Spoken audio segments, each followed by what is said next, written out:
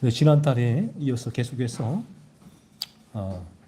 하나님께서 우리에게 주시는 영적인 복에 대해서 살펴보겠습니다. 마지막 주는 에베소서 강해를 하고 있죠. 지난달에는 첫 번째 영적인 복은 이긴 예정, 선택의 복에 대해서 다루었죠. 하나님께서 우리에게 주신 이 spiritual blessing, 영적인 복이 뭔가 했을 때에 첫 번째로는 예정의 복이다, 선택의 복이다. 우리를 창세전에 선택하신 많고 많은 사람 중에 또 우리를 선택하신 것은 하나님의 큰 복이다라는 거예요. 그래서 이 복을 우리가 알게 되는 것은 우리가 이처럼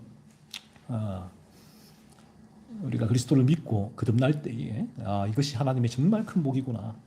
그래서 우리가 거듭나기 전에는 참 어쩔 수 없이 이 세상이 말하는 그 복에 우리가 마음이 갈 수밖에 없고 그 복을 붙들 수밖에 없고 그 복을 추구할 수밖에 없지요. 세상에서는 이제 복이라고 할 때는 어떻게 하면 이 세상에서 더 많은 것을 남보다 소유할 수 있을까? 남보다 더 많은 것을 소유했을 때 돈도 그렇죠. 더 많은 것을 소유하거나 또 학벌도 마찬가지. 또 건강도 그렇고 남들보다 더 많은 것을 내가 얻었을 때 세상은 그것을 복이다라고 얘기를 하는데 저희도 어쩔 수 없습니다. 모든 인간은 우리가 참 거듭나기 전에는 이러한 세상이 주는 가치에서 벗어날 수가 없다. 힘들다. 세상의 이 가치대로 우리도 이 복을 추구하면서 살아갈 수밖에 없는데 그래서 오늘 이 에베소서는 그래서 우리가 거듭날 때 정말 주님을 참되게 믿음으로 우리가 그리스도인이 될 때 거듭날 때에 우리에게 주어지는 복이 어떤 복인가 하는 건데 거듭날 때에 우리에게 이 복이 이제 실제로 경험이 되죠. 그래서 이러한 그때는 거듭나게 될 때는 세상의 복, 세상의 가치 속에서 우리가 추구하던 그 복에서 이제는 방향을 돌려서 이러한 복, 내가 받은 복을 돌아보고 감사하고 더욱더 이러한 이제 복을 추구하게 되는 것이죠. 그래서 우리에게 오늘 우리 거듭날 때 일어나는 실제로 주어지는 영적인 복이 무엇인가에 대해서 살펴보면서 우리가 거듭나야 될 이유가 여기에 있다라는 부분들을 다시 한번 확인하는 시간을 가지는 것입니다. 그래서 오늘 본문 에베소서 1장 5절에서는 하나님께서 우리를 하나님의 아들들이 되게 하셨다라고 기록하고 있죠. 이 하나님께서 우리를 하나님의 아들들 되게 하시는 것이 이 두 번째 영적인 복입니다. 첫 번째는 우리를 선택하신 복이고 두 번째는 선택하셔서 하나님의 아들들이 되게 하신 복이다라는 것입니다.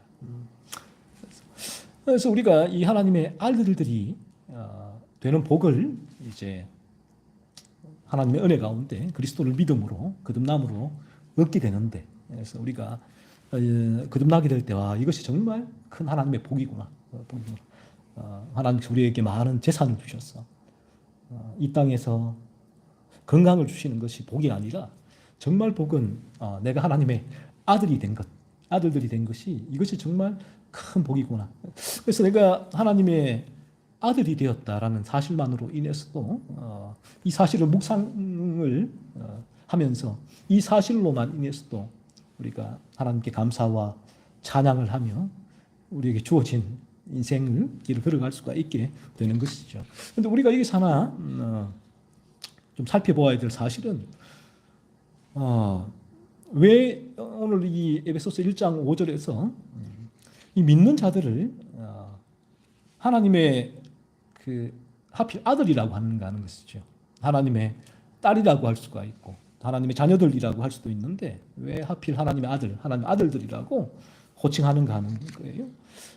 이게 좀 헷갈릴 수가 있죠. 우리가 이 부분은 이 성차별이 아닌가 하는 거예요. 그리고 내가 지금 여성으로서 예수님을 믿는데 그러면 하나님의 아들인가? 라고 하는 이제 그런 의문입니다.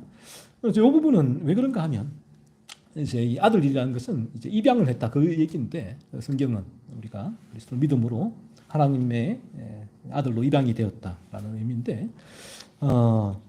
종종 성경에서는 이 우리가 거듭났을 때에 그리스도인이 됨을, 새로운 피조물이 됨을 하나님의 아들들 또는 아들이다라고 표현을 하는데, 이유는 뭐 이 단순히 남성 성적인 뭐 성별을 의미하는 것이 아니라 당시 사회 법적인 그 맥락이 있고 또 신학적 의미가 있는 것입니다. 무슨 말인가 하면 고대 로마와 유대 사회에서 아들은 이 그 모든 가족의 아들이 상속자이고 모든 권리와 특권을 누릴 법적인 지위를 가진 존재가였습니다. 아들이 그 당시 고대 로마와 유대 사회가. 그래서 아들로 입양된다는 것은 그 가정의 이제 입양이죠. 아들이 아닌데 아들로 된다는 것은 입양이죠. 입양된다는 것은 단순히 가족 구성원이 되는 것을 넘어서는 것이다. 그런 거예요. 무슨 말인가? 그 가정의 상속자가 된다는 거죠. 그런 신분과 권리를 얻는다라는 것입니다. 그 바울이 오늘 본문에서도 아들이다라는 용어를 사용한 것은 이 남성과 여성의 차원에서 아들이다. 뭐 어떤 성차별적인 발언을 하는 것이 아니고 그런 의미로 쓴 것이 아니고 예수님을 믿는 자들, 그리스도인이 된 사람들은 모두 다가 하나님의 가족이죠. 그래서 아버지 하나님으로부터의 상속자, 법적인 상속자가 된다. 즉 우리 주님과 함께 아버지의 하나님의 모든 유업을 물려받을 권리를 가지게 된다. 그 사실을 강조하기 위해서 아들이라고 썼다라는 것입니다. 그러니까 사실 아들들이라는 이 남성적 표현을 썼지만 실제로는 이 남녀 모두에게 해당하는 신분이죠. 모두에게 해당된다. 당시 사회에서는 이 아들만이 상속권을 가졌기 때문에 이 상속권 이 차원에서 바울이 아들이라고 사용한 것이죠. 그렇다면 이 표현은 이런 의미예요. 이제 우리가 예수를 믿음으로 주님을 믿음으로 참되게 거듭날 때 그리스도인이 된다. 하나님의 자녀가 아들들이 된다라는 표현은 그리스도 안에서 우리 모두가 동일하게 하나님 아버지로부터 모든 그 기업이죠. 기업을 물려받을 상속권을 가진다라는 선언이다라는 것입니다. 그래서 갈라디아서 3장 28절에서는 너희가는 다 그리스도 예수 안에서 하나이다라고 밝히면서 남녀 차별 없이 모든 신자가 하나님의 상속자임을 강조하고 있죠. 그리고 뭐 실제로 성경에서는 또 여러 다른 구절들에서는 이 그리스도인을 우리가 거듭난 사람들을 하나님의 자녀라는 호칭을 사용하기도 해요. 하나님의 자녀다. 요한복음 1장 12절은 영접하는 자, 곧 그 이름을 믿는 자들에게는 하나님의 자녀가 되는 권세를 주셨으니라고 말하고 있고 하나님의 자녀가 된다는 거예요. 그 로마서 8장 16절에서는 성령이 친히 우리의 영과 더불어 우리가 하나님의 자녀인 것을 증언하시나니라고 하나님의 자녀라라고 기록을 하고 있죠. 그리고 요한일서 3장 1절에서는 보라 아버지께서 어떠한 사랑을 우리에게 주사 하나님의 자녀라 일컬음을 얻게 하셨는거라고 기록을 하고 있죠. 하나님의 자녀다라는 거예요. 따라서 믿는 자를 하나님의 아들이라고 오늘 본문에서 호칭했을 때 우리가 이 부분을 헷갈려할 필요가 없어요. 내가 여성인데 나를 하나님의 아들이라고 하네. 도대체 성경이 왜 이렇게 성차별적인 발언을 많이 하는가? 그렇게 보시면 안 되고 제가 말씀드린 당시에 그러한 시대적인 또 신학적인 의미가 있다. 그러면 하나님의 아들이다라고 오늘처럼 하나님의 아들들이 되는 축복이라고 했을 때 그러면 나는 딸이니까 빠지는구나가 아니라 이 부분을 나에게도 하나님의 기업인 즉 천국을 물려받을 상속권이 있구나 그렇게 받아들이시면 돼요. 아들이라고 했을 때는 상속권의 의미로. 그리고 이 부분을 이제 뭐 오해하거나 헷갈려할 필요도 없고 하나님 아들들이라고 했을 때는 나는 제외되는구나 여자니까이 아니라 상속권이 있구나 나도 저 천국을 기업으로 물려받을 수 있는 권리가 있구나 그 상속권을 말하고 있구나 라고 생각하시면 돼요.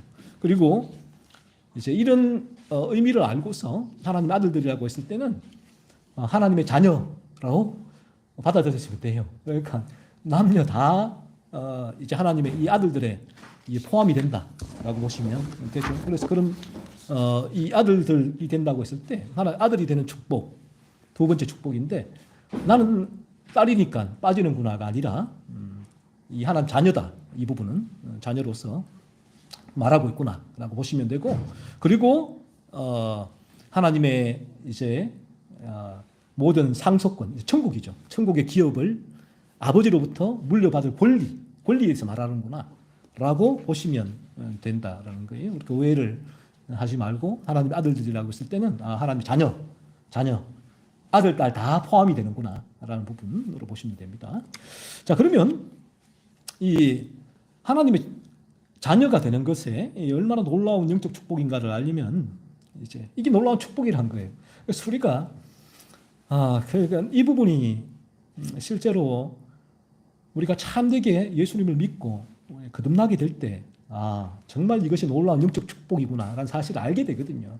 그래서 이 부분을 이제 알기 위해 하나님 거듭나면 내게도 저런 은혜가 주어지는군요. 그래서 거듭나지 않은 상태에 있다면 거듭나기를 간절히 이 부분을 바라보면서 소원할 필요가 있다라는 거예요. 그래서 거듭남에 대한 동기를 또한 주고, 또 이미 거듭나신 분들은 이 두 번째 축복, 이 얼마나 큰 축복인지, 하나님의 자녀가 되는 축복, 이 축복을 내게 실제로 누리고 있는 거죠. 누리고 있는. 그러니까 이 부분이 사실은 내가 거듭나면 실제로 주어진 축복이고 실제로 누리는 거죠.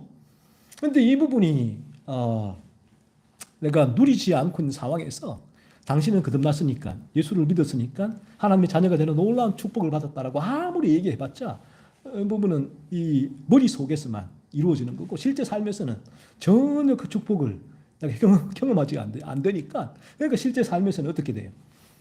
하나님의 아들이 되는 축복을 못 누리니까 실제로는 이 세상에서의 이 복을 추구할 수밖에 없는, 교회에 오면 머리로는 하나님의 자녀가 되었다, 그래 나는 하나님 자녀가 된 축복, 이 축복을 받은 사람이야 라고 스스로 얘기를 하는데, 이제 교회 밖에 나가면 실제로 축복인데, 그 축복은 하나님의 아들이 된 축복이, 제가 지난달에도 선택받은 축복이 얼마나 큰 복인가라고 말씀을 드렸는데, 그 축복과 연이어서 이 축복을 내가 날마다 누리니까 실제 삶에서는 이 축복은 더 이상 가치가 없어요. 가치가.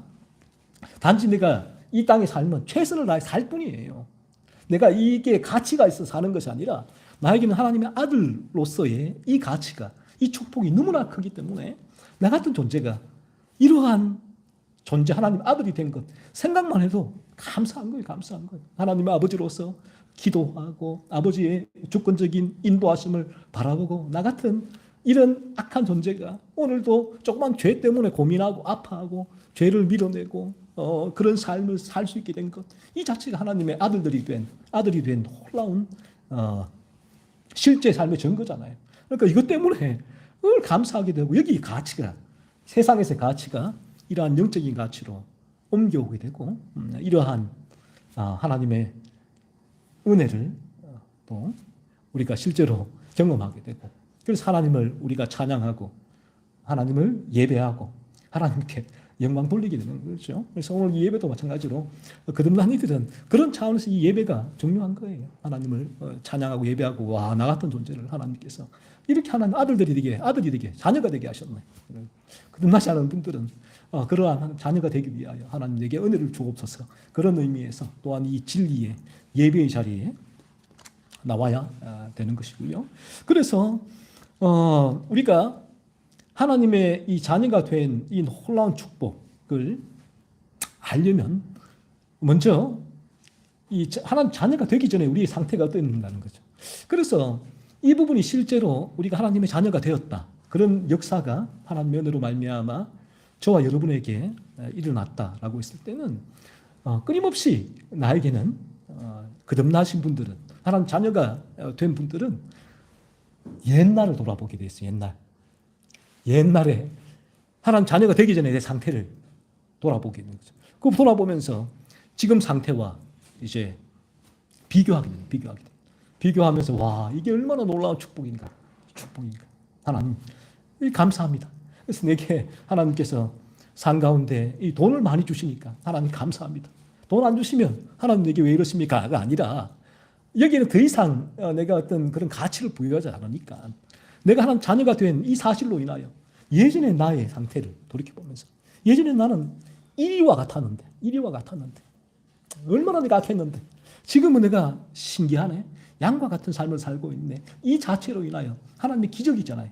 기적 같은 하나님의 그 은혜에 감사하고 알게 되는 거죠. 그래서 감사를 하는 거예요. 그래서 감사가 늘 범사에 감사하라고 데살로니가서 말씀할 때에 이 범사에 어떻게 우리가 감사할 수 있습니까? 범사에. 사실 우리의 삶을 돌이켜보면 감사할 수 있는 것이 거의 없잖아요. 사실은. 이런 세상의 가치, 대로 세상의 복을 보면 나보다 오늘도 잘 되는 사람들이 얼마나 많은데요. 나보다 더 건강한 사람이 얼마나 많은데요. 세상에서 잘 사는 사람들이 얼마나 많은데요. 나보다 못한, 그러니까 이 교회에서도 감사하라고 하면서 이 감사를 할 수 있는 방법을 알려주잖아요. 그 방법이 뭔가 했을 때에 나보다 못한 사람을 바라보라는 거죠. 저기 아프리카에 기근 가운데 죽어가는 못 먹는 그 사람들을 바라보라. 그러면 감사할 수 있다. 라는 거죠. 하지만 그렇게 감사를 하다가 나보다 더 뛰어난, 더 잘 되는 사람을 바라보면 감사가 사라지는데 배가 아픈데.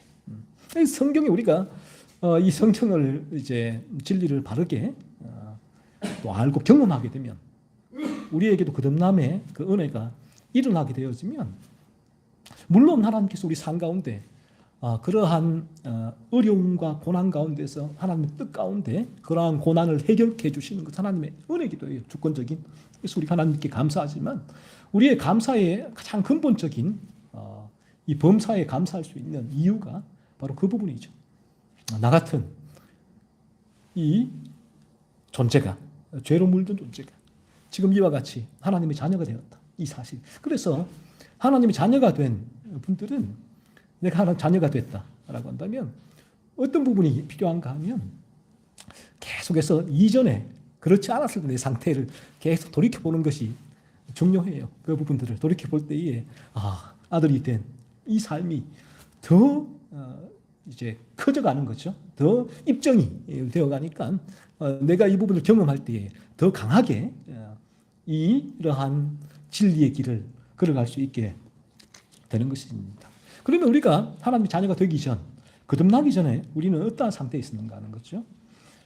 그 상태를 한번 돌이켜보자고요. 우리 그러니까 거듭나기 전에 우리 모든 인간의 상태예요. 나의 상태.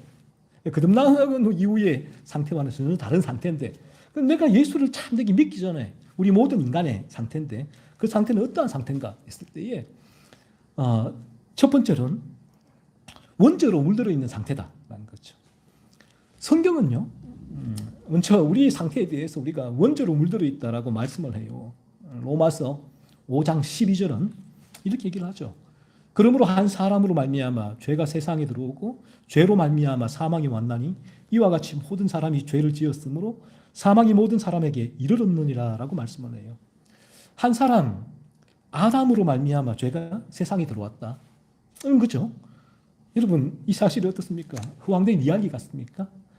그래서 이 성경이 이런 사실들 때문에 너무 허황되게 여기잖아요. 성경은 뭐 다른 것은 뭐 이제 믿겠는데 뭐 이런 부분은 못 믿겠다는 거죠.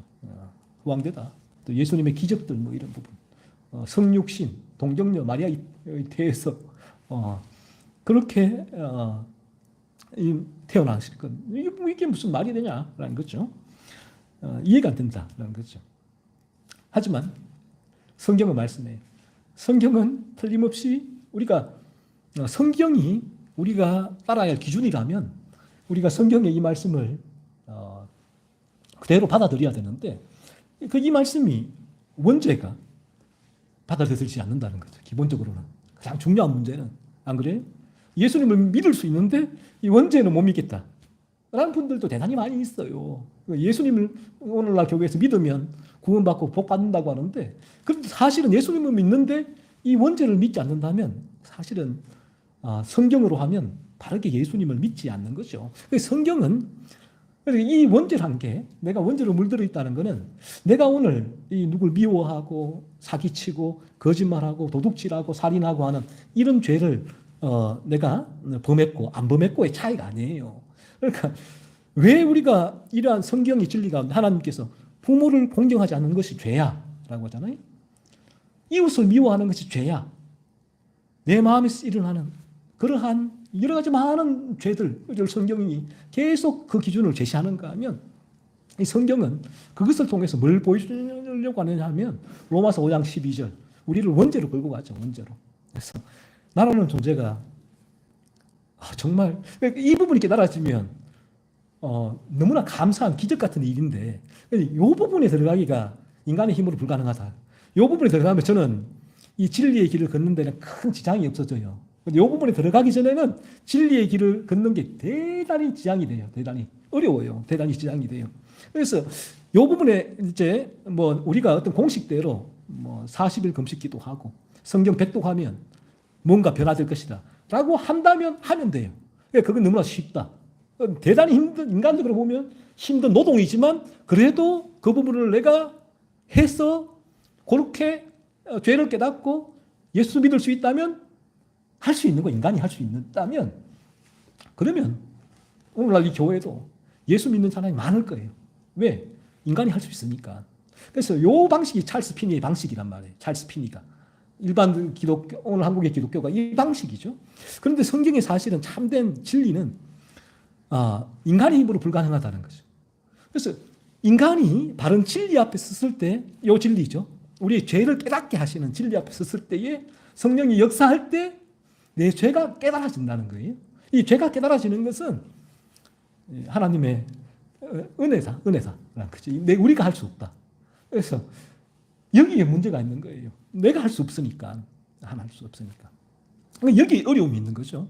그래서 어떤 분들은 아무리 해도 안 되는데요. 안 되는데요. 안 되는데요. 어떤 다른 방법이 없습니까? 왜 다른 방법을 찾잖아요. 하나도 안 되니까. 그러나 성경은 오직 진리는 하나죠. 이처럼 로마서 5장 12절 이 말씀처럼 내가 원죄로 깨달아 있음, 원죄로 물들어 있다. 이 사실이 깨달아지는 것. 그래서 성경을 통해 우리 죄를 서칭, 탐사를 하는 거죠. 한 주간도 내게 이런 죄가 있었구나. 또 세상의 사람들을 바라보면서 얼마나 악한가. 오늘날에도 얼마나 악한가. 그러니까 이 죄들을 바라보면서 이 내 안에 또 오늘도 우리 앞에 진리 앞에 서는 이유가 그래서 진리 앞에 우리가 이 일이 일어나기 전까지는 계속 진리 앞에 서야 될 필요성이 있는데 그러니까 진리 앞에 서는 것이 너무너무 힘들다라는 거예요. 이 진리 앞에 요 일이 경험되기 전에는 대단히 힘들다라는 부분이죠. 그럼에도 불구하고 여러 가지 많은 또 하나님의 역사를 통해서 그럼에도 불구하고 진리 앞에 꾸준히 있을 때에 하나님의 이 은혜의 역사가 죄가 깨달아지는 역사가 일어나게 될 때에 비로소 그때 내가 나라는 존재가 오늘 미워하고 복수하고 거짓말하고 하는 이런 죄를 짓고 내일은 안 짓고 하는데 또 짓고 하는데 이 죄를 짓는 게 문제가 아니고 이 죄를 지을 수밖에 없게 하는 나라는 존재 이 존재 자체가 근원적으로 비뚤어져 있구나 라는 부분들이 어느 날 성령께서 깨닫게 하신다. 이게 원죄를 깨닫게 하신 거예요. 그러니까 내가 원죄로 물들어 있구나라는 거죠. 그래서 이 부분이 어느 순간 내가 죄를 깨닫는 지점에서 더 나아가 조지 휘필드도 얘기를 하죠. 죄 각성에서 더 나아가서 이 원죄가 깨달아져야 된다라고 휘필드도 얘기를 해요.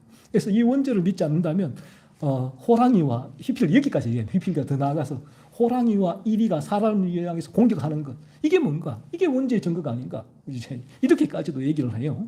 그래서 우리에게는 이러한 지점에 나라는 존재 자체가 문제가 있구나라는 부분. 그래서 내게 이런 죄가 일어나고 있구나. 그래서 내가 이런 죄를 짓지 않을 수 있는 나의 도덕, 윤리, 종교 그 힘이 전혀 작동할 수 없구나.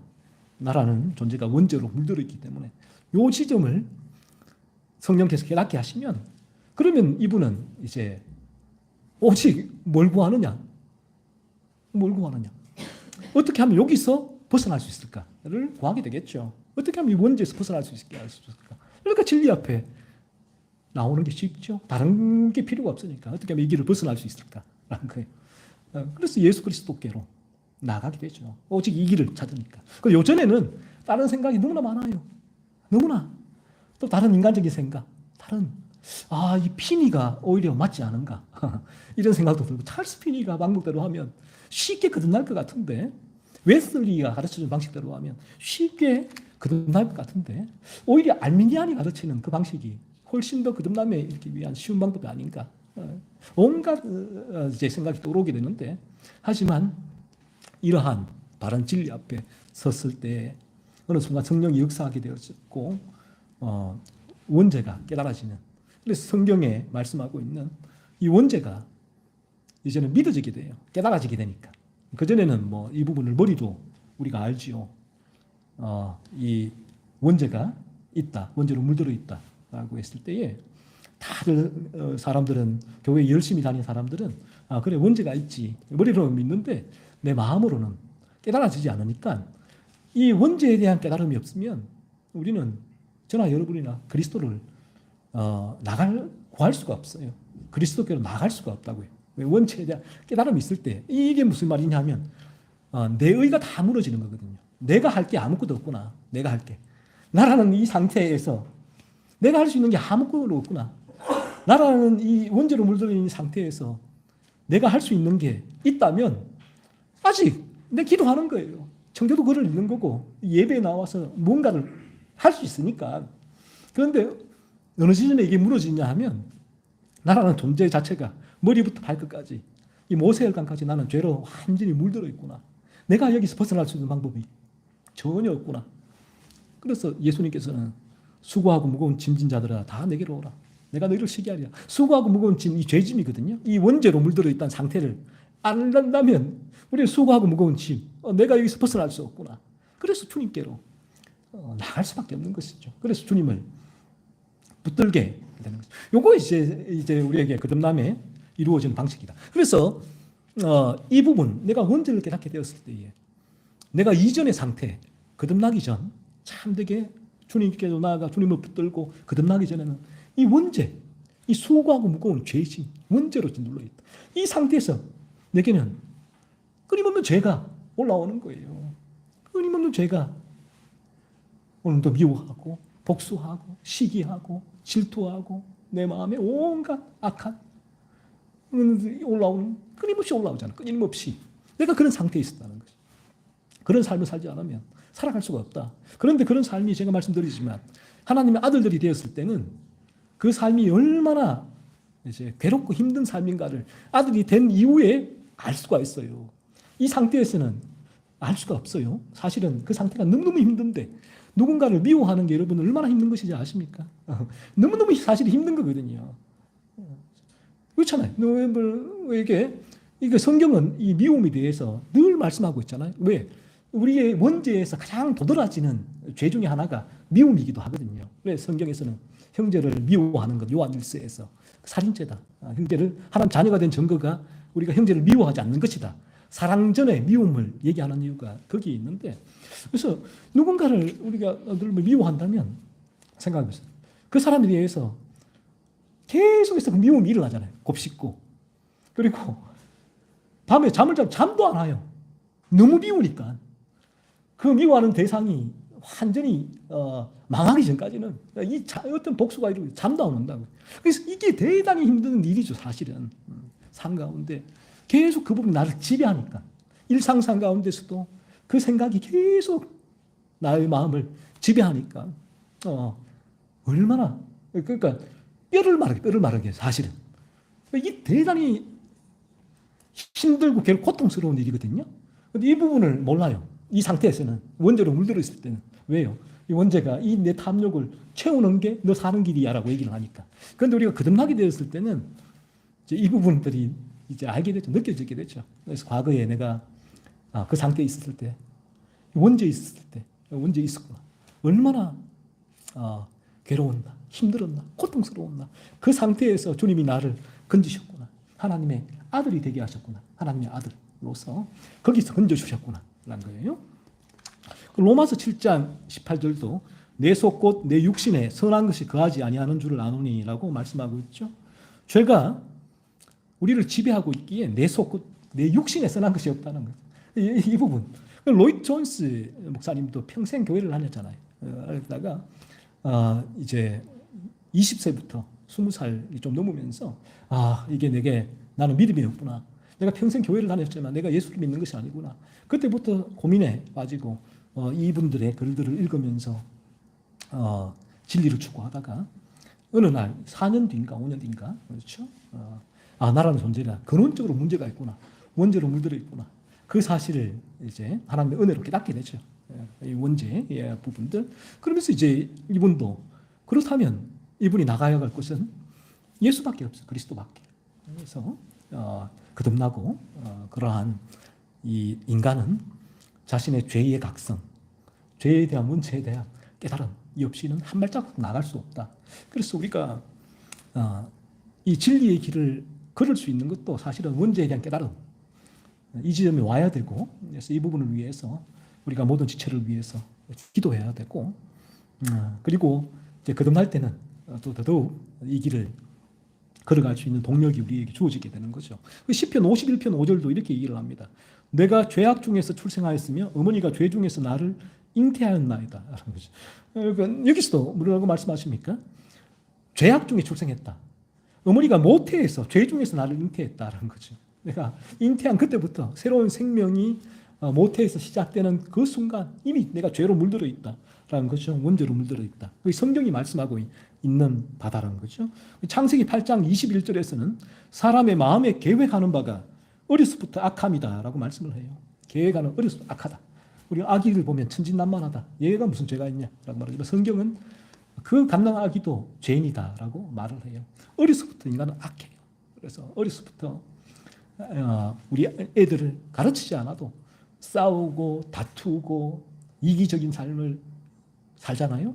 왜 그래요? 이 성경은 죄로 물들어 태어났기 때문이다 라고 말씀하고 있죠. 욥기 15장 14절에서도 사람이 어찌 깨끗하겠느냐 여인에게서 난 자가 어찌 의롭겠느냐라고 말씀을 합니다. 여인에게서 난 모든 사람 자연인은 의로운 사람이 아무도 없다. 즉 죄로 물들어 있다. 이 부분이 우리가 먼저 진리를 들을 때 성령이 역사할 때 요 지점이에요. 이 부분에서 모든 믿음의 참된 길은 여기서 스타팅된다라는 거죠. 그래서 우리가 하나님의 아들이 되기 전에 이 상태는 이 원죄로 물들어 있는 상태였다라는 것이고요.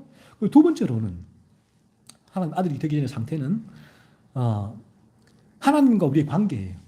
하나님이 그러한 상태에 있는 나를 원죄로 물들어 있는 나를 어떻게 보시는가 하는 것이죠.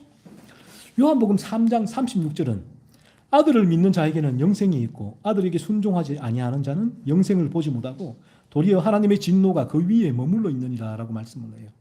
하나님은 이 원죄에 물들어 태어난 우리 죄악된 본성을 소유한 모든 인간에게 성경을 말씀해요. 진노하신다 라고 진노하신다.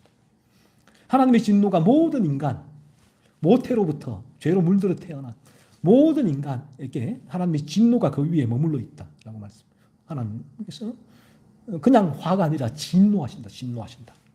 로마서 1장 18절도 이렇게 얘기를 합니다. 하나님의 진노가 불의로 진리를 막는 사람들의 모든 경건치 않음과 불의에 대하여 하늘로부터 나타나나니 불의로 진리를 막는 사람들의 모든 경건치 않음과 불의 누굽니까? 거듭나지 않은 이 죄로 물들어 있는 그래서 죄를 범하는 이들이죠. 죄의 지배, 원죄로 지배 가운데서 무감각하게 죄를 짓는 이 죄를 죽이는 거룩한 삶을 살아가지 못하는 자들 이들에게 하나님의 진노가 하늘로부터 나타난다라고 바울은 말씀하고 있단 말이에요. 하나님의 진노. 그래서 로마서 5장 2절 5절도 보시면 다만 네 고집과 회개하지 아니한 마음을 따라 진노의 날 곧 하나님의 의로우신 심판이 나타나는 그날에 임할 진노를 네게 샀는도다. 마지막 날 우리 모두는 하나님의 심판대 앞에 서게 될 겁니다. 다 될 거예요. 성경이 말씀하고 있단 말이에요. 우리 성경의 말씀대로 그 사실 여러분 믿어지기를 바라고요. 이것이 하나님의 은혜이기도 해요. 그때 우리 모두는 한편은 하나님의 진노를 그때 다 받게 될 것이고 한쪽은 하나님의 놀라운 영적인 축복을 더 놀랍게 받게 될 것입니다. 우리가 이 원죄죠. 이 원죄로 물들은 이 상태, 이 원죄를 처리하지 못하고 이 죄의 지배 가운데서 마지막 날을 맞이할 때 하나님의 진노가 저와 여러분에게 하나님의 심판대 앞에서 임하게 될 것이다라고 성경은 분명히 말씀하고 있다. 우리 성경을 통해 보는 거예요. 제 말도 아니고 어느 누구의 말도 아니고 뭐 경고형, 협박성의 말도 아니고 우리 성경 그대로예요. 성경의 말씀대로 성경은 그날에 하나님의 진노를 우리가 다 받게 될 것이다.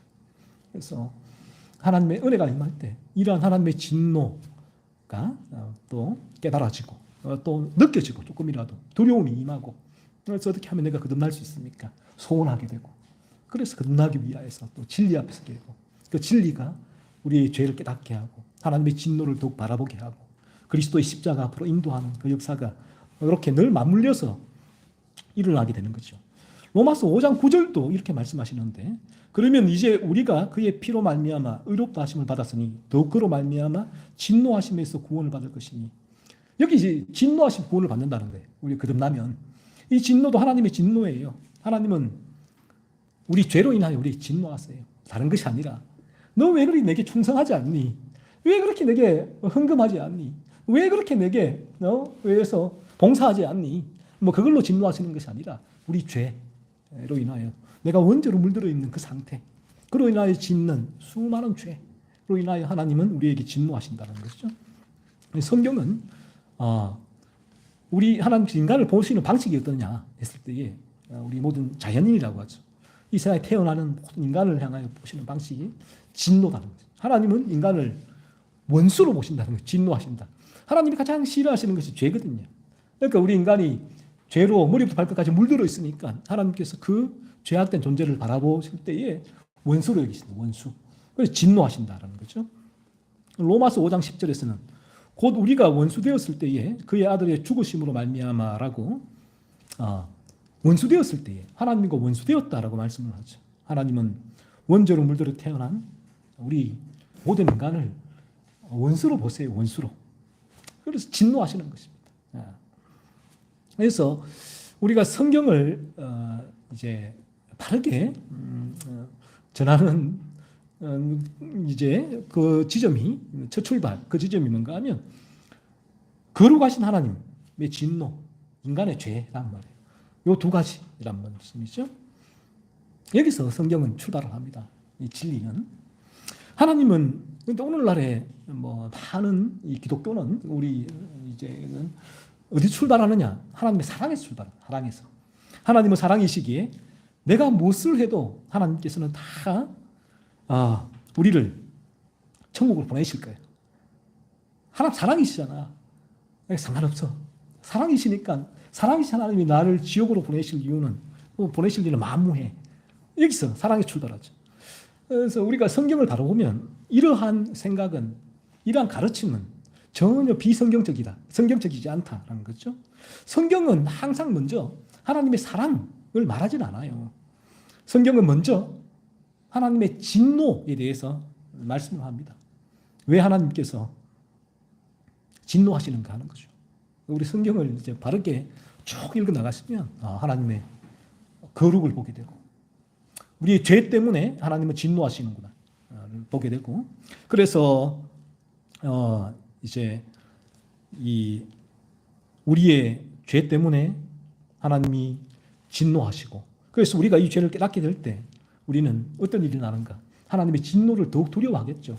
그 죄의 각성이란 죄가 깨달아진 죄의 각성이 일어나게 되어지면 이제 그 지점에서는 하나님의 진노, 지옥 이 부분이 협업해서 우리에게 계속 우리의 심령을 양심을 밀어붙이는 거예요. 하나님의 진노의 두려움, 진노의 두려움. 진노가 마지막 날 우리를 지옥으로 보내신다는 하나님의 심판에 대한 두려움이 이 우리의 죄의 깨달음과 맞물려서 돌아가게 되는 부분이죠. 그래서 이 부분이 우리를 계속 밀고 가면서 내가 이제 원죄로 물들어 있구나 라는 지점까지 끌고 가게 되고 여기서 내가 벗어나지 못한다면 영원한 하나님의 진노, 지옥의 형벌을 받을 수밖에 없구나. 그래서 그리스도 십자가로 계속 이러한 진리가 사람을 밀어붙이는 거예요. 그래서 그에게는 패션 오브 크라이스트 영화를 보여주면서 예수를 믿으십시오 라고 해서 예수를 믿는 것이 아니라 이러한 또 강대상으로 나오세요 예수 믿으실 분은 라고 해서 나와서 고백하세요. 고백해서 예수를 믿을 수 있는 것이 아니라 이러한 죄가 깨달아질 때에 그들에게는 자연스럽게 죄가 깨달아진 인간은 그 탈출구는 예수밖에 없다. 그래서 그리스도 예수께로 나오게 되는 것이죠.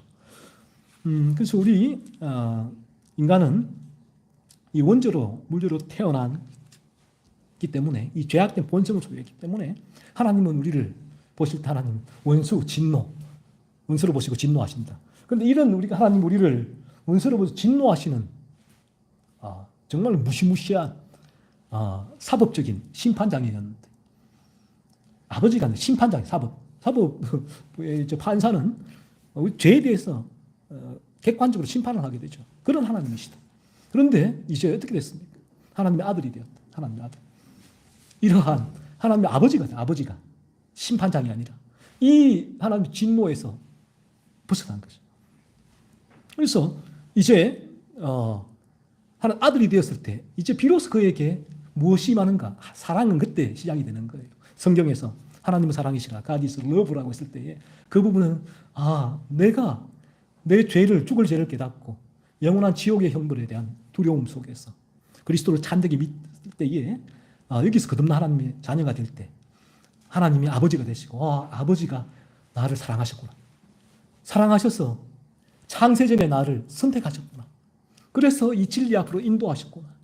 그래서 내 죄를 깨닫게 하셨구나. 그래서 내 죄 때문에 여기서 벗어날 수 있도록 예수님을 믿게 하셨구나. 그래서 나 같은 죄인을 위하여서 아들, 독생자 그리스도를 주님, 아들을 십자가에 내어주셨구나. 라는 이 하나님의 사랑이죠. 이 사랑이, 그때 사랑이 기다려지는 거예요. 그전에는 하나님의 사랑을 아무리 얘기를 해도 사실은 그 사랑은 나의 세상의 복을 채우는 알라딘의 요술램프와 같다. 더 이상의 더 이하도 아니게 된다. 참된 우리의 사랑은 내가 십자가를 참되게 경험했을 때에 내 죄에 대한 이 끔찍한 비참한 고통을 경험했을 때 거기서 벗어났을 때 하나님께서 내게 주신 이 십자가의 사랑, 이 사랑이 얼마나 놀라운 사랑입니까?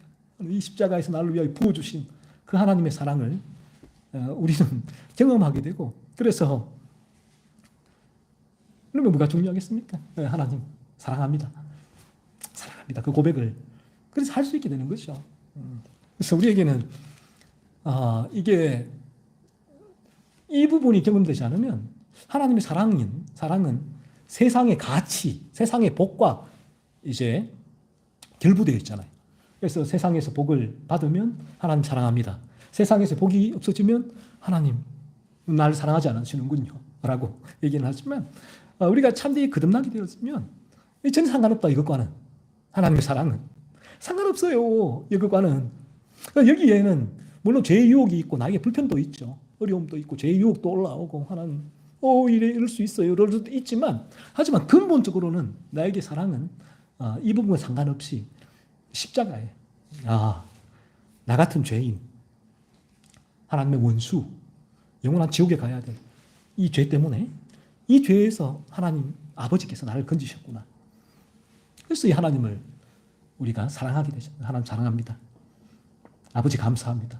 아버지 찬양합니다. 아버지 영광 올려드립니다. 이 예배가 아니겠어요? 그리고 우리가 다음으로 이 거듭나기 전의 상태, 하나님 아들 자녀가 되기 전의 상태는 자연스럽게 이 진노의 결과예요. 하나님 우리를 보시고 진노하시는데 이 진노의 결과가 무엇인가? 우리가 가야 하는 최종적인 종착역이 어딘가 했을 때에 성경은 그 종착역은 지옥이다라고 얘기를 하죠. 요한계시록 20장 15절은 누구든지 생명책에 기록되지 못한 자는 불못에 던져지더라라고 하나님의 진노에서 벗어나지 못한 사람들이 가게 되는 종착역이 불못, 지옥이라고 말씀을 해요. 그리고 마태복음 25장 41절은 또 왼편에 있는 자들에게 이르시되 저주를 받은 자들아 나를 떠나라 마귀와 그 사자들을 위하여 예비된 영영한 불에 들어가라 하시니 왼편에 있는 자들, 죄의 지배 가운데 머물다가 마지막 하나님의 진노를 받게 될 자들을 말씀하고 있는데 그들은 마귀와 그 사자들을 위하여 예비된 영영한 불, 이 지옥에 들어가게 된다라는 거예요. 데살로니가후서 1장 8절로 9절도 이렇게 말씀합니다. 하나님을 모르는 자들과 우리 주 예수의 복음에 복종하지 않는 자들에게 형벌을 주시리니 이런 자들이 주의 얼굴과 그의 힘의 영광을 떠나 영원한 멸망의 형벌을 받으리로다. 예수님을 믿지 않고서 그 죄를 그대로 가지고 있는 자들은 하나님의 진노로 인하여 영원한 멸망의 형벌을 받게 된다는 거예요. 마태복음 25장 46절도 저희는 영벌에, 의인들은 영생에 들어가리라고 말씀을 하죠. 믿지 않는 자들은 영벌에 들어가게 된다라는 것입니다. 그래서 하나님의 진노의 결과가 지옥인데 우리가 하나 자녀가 되기 전에 우리는 이런 상태에 놓여 있다는 거예요. 그러니까 로이 존스나 모든 분들이 얘기하죠. 지옥에 대해서 설교하지 않는 설교자들은 가짜다라고 얘기를 하는데 왜요? 이 성경에서 이 지옥에 대해서 분명히 말씀하고 있으니까요. 그래서 오늘날 뭐 기독교도 지옥에 대해서 이야기를 좀 힘들어하죠. 그리고 죄에 대해 이야기 힘들어하고, 그러니까 하나님의 사랑, 천국, 세상에서의 성공적인 삶에 대해서 위로, 축복에 대해서는 얼마나 많은 또 얘기들이 또 난무를 하고 있지만 사실 성경의 바른 진리는 교회가 있는 이유, 이 진리를 전하는 이유는 단 한 가지, 우리 영혼의 문제거든요. 우리 영혼이 거듭나기 위해서. 저도 마찬가지다. 저나 여러분이나 이 세상에서 어떻게 하면 잘 살 수 있을까? 그 방법 때문에 이 주의 교회가 있는 것이 아니라 진리가 있는 것이 아니래요. 저와 여러분의 영혼이 어떻게 거듭날 수 있는가? 이것 때문에 교회가 있고 진리가 있는 것이죠. 그렇다면 성경은 거듭날 수 있는 방법을 오늘 제가 말씀드린 이 성경이잖아요. 이 성경의 진리 오롯이 이것밖에 없다. 그래서 아무리 여러분이 다른 방법을 찾았다 하더라도 성경의 진리를 우리가 바르게 알고 되면 이 부분을 알게 되어지면 이 일밖에 없구나. 내가 원죄로 물들어 있구나. 이 죄를 깨닫는. 그래서 예수 그리스도의 십자가에서의 나를 위하여 죄를 위하여 죽으신 그 주님의 죽으심에 필요하신 이유, 하나님의 나를 죄로부터 건지시고자 하는 구속의 계획, 거룩하신 아버지. 그리고 내가 거듭나서 이제는 이 죄에 대한 감각이 또 이 죄에 대해 싸울 수 있는 힘이 생겨났으니까 이제는 이런 삶을 살게 되는 거. 이 진리예요. 이 단순한 어떤 진리죠. 그러니까 우리는 이 부분이에요. 많이 가르치는 가르침 중에 무엇이 성경적인가 하는 거예요. 그래서 저는 이 성경을 가르치고 성경의 기준대로 제시를 해보고 만약에 그쪽이 맞으면 더 성경적이면 가야죠. 더 성경적인 곳에. 무엇이 성경적인가 했을 때에. 그래서 라일도 얘기를 하죠. 웨슬리가 이제 가장 성경적인 교리가 뭔가 했을 때에 이 성경에서 이 칼빈이 말하는 5대 교리인데 그 교리가 가장 성경적인데 그 교리의 첫 번째가 전적 타락이에요. 교리가 튤립, 토탈, T잖아요. 튤립 교리 T, 토탈 디플레브티, 인간의 전적 타락. 여기서 시작된다는 거예요. 여기서부터. 이 가르침이 가장 성경적이다라는 것이죠. 그래서 우리는 오늘도 이 진리를 전하고, 그래서 이 진리가 대단히 어떤 면에서는 이제 쉽지가 않은 진리죠. 하지만 이 부분이 여러분에게 내가 원죄로 물들어 있다는 사실만 경험되더라도 이 진리는 여러분에게 달콤한 진리가 될 겁니다. 그러니까 우리가 이 그림에 그려진 떡을 아무리 보아도 배가 부르지가 않잖아요. 그래서 그려진 떡을 아무리 자세하게 상세히 그리고 자, 이 떡을 보세요라고 해서 우리의 배가 부르지 않는 것과 똑같은 이치다라는 거죠. 그래서 우리가 이러한 진리, 죄에 대한 깨달음이 우리에게 일어나게 될 때, 내가 원죄로 물들어 있구나. 요 사실, 요 지점만으로 들어올 때도 이 나의 죄에 대해서 폭로하고 알려주고 그리스도께로 인도하고 거룩을 향하여 촉구하는 이 메시지가 이 다윗처럼 꿀과 송이꿀보다 더 달구나. 그러한 이제 우리에게 변화가 또 일어나게 되어서 더더욱 이제 이 진리로 흔들림 없이 걸어갈 수 있게 되는 것이죠. 그래서 우리가 예수님 믿지 않는 채 죄의 지배에 있는 상태, 죄악의 본성을 소유한 상태로 죽게 될 때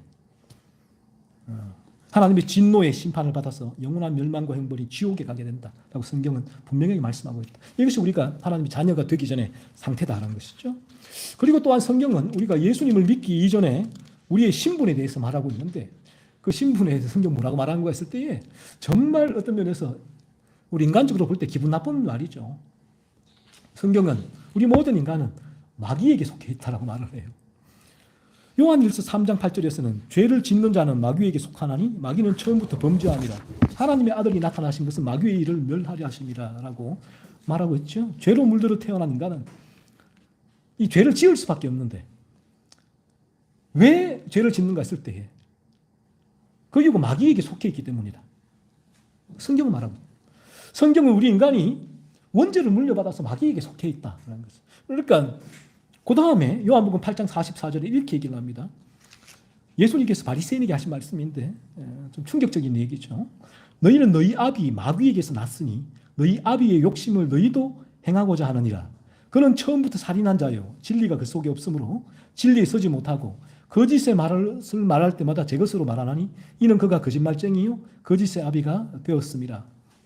예수님께서 바리새인들을 향하여 마귀에서 났다고 말씀하셨는데요. 이 문맥상 사실은 모두 믿지 않는 모든 우리 인간의 상태 이렇게 하신 말씀이에요.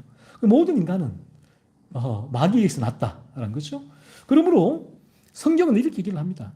우리 인간의 소속과 신분이 뭔가 했을 때에 마귀의 자녀다. 그렇죠? 우리 모든 인간이. 그래서 원죄 속에서 죄를 범할 수밖에 없다라는 것이요. 우리가 이제 이처럼 거듭나기 전 하나님 자녀가 되기 전에 우리의 상태는 내가 마귀의 자식이었구나. 내가 몰랐어. 성경이 이제 알려주니까 아는 거예요. 이 세상 풍조를 따르고 있다. 에베소서에는 하늘 이제 세상 권세를 가진 자들 우리가 쫓아가고 있다. 그 지배를 받고 있다. 라고 성경은 우리의 이 영적인 상태에 대해서 말씀해 주니까 우리가 비로소 알게 되는 거죠. 그래서 이러한 우리가 이전에 하나님 자녀가 되기 전에 상태를 돌이켜 보게 될 때 하나님 자녀가 된 것은 정말 이거 무엇과도 바꿀 수가 없잖아요. 이 축복은 이 돈으로 살 수 없는 거니까 이 하나님 자녀가 되는 이러한 은혜가 오직 하나님 은혜가 필요한 부분이죠. 천만금을 살 수 있으면 누구라도 살 수가 있겠지만 이게 돈으로 살 수 있는 부분이 아니니까 정말 놀라운 축복이죠. 그래서 마귀의 자녀에서 우리가 하나님의 자녀가 된다는 거예요. 마귀 하나님 자녀가 되니까 우리는 원죄의 지배에서 벗어나게 됩니다.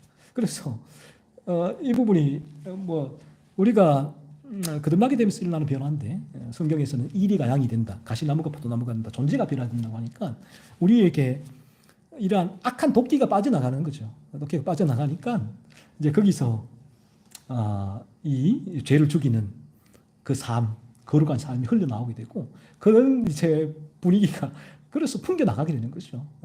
그래서 이리와 가시나무는 얼마나 이제 많은 이들에게 상처를 줍니까?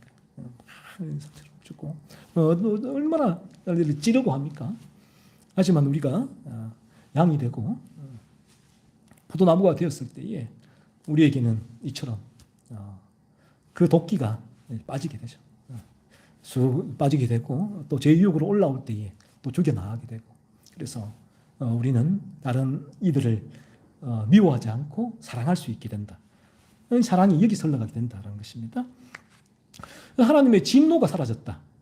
하나님은 더 이상 우리를 원수로 여기거나 또 분노하지 않으십니다. 우리를 이제 하나님은 사랑의 눈으로 바라보신다. 자녀가 되면 아버지니까 사랑의 눈으로 바라보신다. 이제 우리는 영원한 멸망인 지옥이 아니라 영원한 생명의 처소인 천국을 기업으로 물려받게 됐다는 거죠. 그래서 우리가 이 하나님의 자녀가 되는 순간부터 우리는 하나님의 사랑을 이제 경험할 수 있게 되죠. 경험할 수 있게 되고 죄로 인한 거룩하신 하나님의 공의와 진노와 멸망의 구름이 다 거쳐질 때에 하나님의 사랑의 빛이 저와 여러분에게 비치게 됩니다. 하나님 아버지, 하나님 저를 사랑하시는 것, 하나님 사랑합니다. 그러니까 이 더 이상 이 세상의 조건과 환경 때문에 하나님을 사랑하는 것이 아니라 나라는 존재가 마귀의 자녀에서 하나님 자녀가 된 것 때문에 이제는 죄에 무감각하던 내가 이제는 죄를 깨닫고 죄를 살피고 탐사하며 죄와 분투하는 이러한 삶을 살게 해주신 것 때문에 하나님 아버지 사랑합니다. 찬양하게 되고 하나님 아버지를 사랑하게 된다면 이 모든 것이 내게는 하나님께서 이 진리의 길로 걸어가게 하셨는데 합력하여 선을 이루시게 된다는 것이죠. 모든 내 삶 가운데 하나님을 찬양하게 되고 하나님께 영광을 올려드리게 된다는 거죠. 이처럼 하나님 자녀가 된다는 것은 대단히 놀라운 축복입니다. 그래서 우리는 하나님의 자녀가 아직 내게 되지 않은 상태라면 하나님의 자녀가 될 수 있게 달라고 하나님께 간구를 하셔야 됩니다. 하나님의 은혜를 구하셔야 됩니다. 그러면서 이 하나님의 진리 앞에 나와서 이 진리가 내가 죄로 물들어 있구나. 하나님 이 사실을 좀 깨닫게 해달라고. 그래서 예수님의 십자가가 저는 필요합니다. 이러한 주님의 십자가의 필요성이 나에게 일어날 수 있게 달라고 그렇게 간절히 간구하시고, 그리고 이미 하나님의 자녀가 된 성도는 이 하나님 아버지의 이 사랑이죠. 사랑에 죄의 유혹으로 실망을 끼쳐드리는 거거든요. 실망을 끼쳐주지 않고 하나님의 뜻을 이루기 위하여 온전히 하나님 앞에 거룩한 삶을 살 수 있도록 하나님 은혜를 구하시면서 이전의 상태를 계속 돌이켜보세요.